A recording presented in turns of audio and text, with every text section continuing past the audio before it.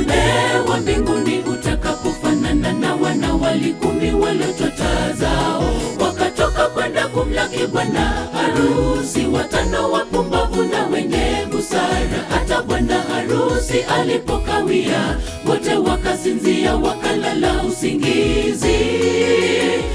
Usiku wa manane pakawa kelele, bwana harusi amefika.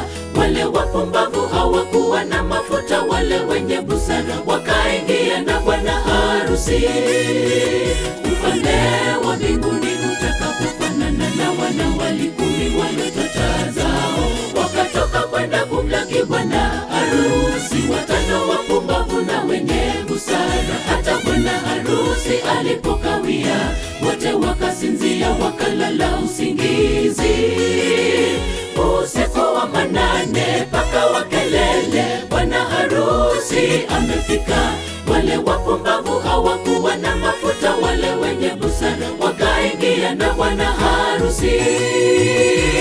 Tukeshe mwenzangu, hatujui saa wala siku atakaposhuka mwana wa Adamu kutuchukua juu mbinguni.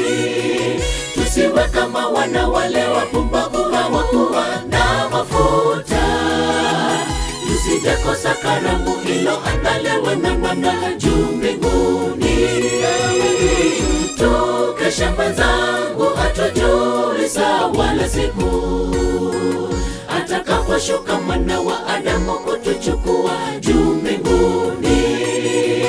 Tusiwe kama wana wale wapumbavu hawakuwa na mafuta, tusijekosa karamu iliyoandaliwa na Bwana juu mbinguni.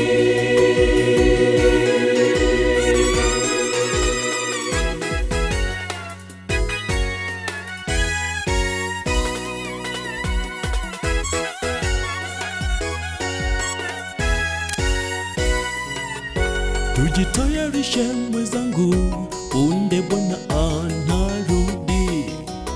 Waliojitayarisha ndiyo wataingia naye karamuni. Mfalme Yesu anarudi, na tuwe tayari kumlaki. Tusijekata tamaa, ngoja akija tuende naye.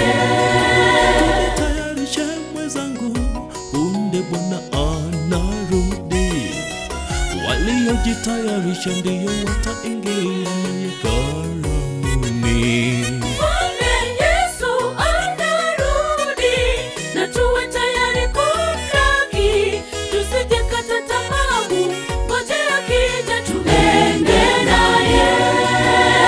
Tukeshe mwenzangu, hatujui saa wala siku atakaposhuka mwana wa Adamu kutuchukua juu mbinguni.